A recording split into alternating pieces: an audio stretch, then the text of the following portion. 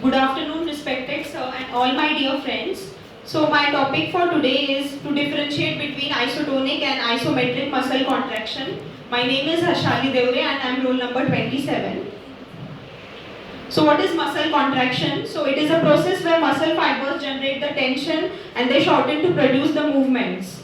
So this is sarcomere, the functional unit for contraction. We'll shortly see what muscle contraction is. So the nerve signal arrives which leads to the release of calcium and then the binding sites are exposed that further leads to the cross breach formation leading to the power stroke, and the ATP binding sites are then ATP binds to the myosin head causing it to detach from actin, and then there is the reactivation for another cycle to repeat.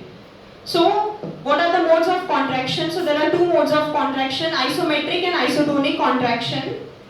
So what is isometric contraction? So isometric muscle contraction occurs when the muscle generates the force without changing its length and the joint angle remains static. So for example, you are trying to lift a dumbbell but unable to do so. You are trying to push a wall but there is no displacement. So here the length of the muscle isn't changing but the tension is constantly acting over it. Now what is isotonic? So in isotonic muscle contraction, it refers to the muscle contraction where the muscle changes length while producing a constant tension. For example, you are into the push-ups or whatever, so it changes constantly the length of your muscle. Now see here in the diagram you can clearly see the examples given. The example in isotonic can be the contraction of your biceps brachii.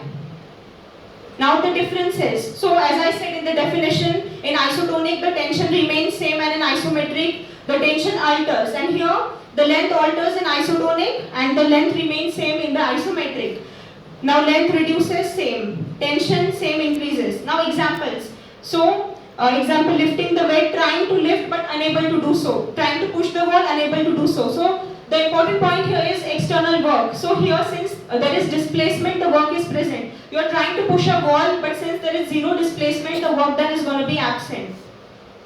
Now physiological work will be less in isotonic and is going to be more here. Heat production, obviously wherever the physiological work is more, heat production is going to be more. Series of elastic elements here not greatly stretched. Here they are greatly stretched, which is why there is no change in length as it is compensated. Now mechanical efficiency is more in isotonic, less in isometric, obviously because no displacement. Function, movement of part or whole body. Like you are trying to lift up something, it produces the movement. Here it's just a posture. You are holding it in a static posture. Now the exercises, benefits of isometric muscle contraction. So these exercises, isometric exercises lead to blood pressure management, enhanced muscle activation, rehabilitation, support and convenience. And lastly, we'll see what isotonic muscle contraction exercises. So it leads to increase in bone density like push-ups or squats. Obviously, it increases the bone density, muscle toning and flexibility and leading to weight loss, and eventually it stabilizes the body composition. So this was all about today's topic. Thank you.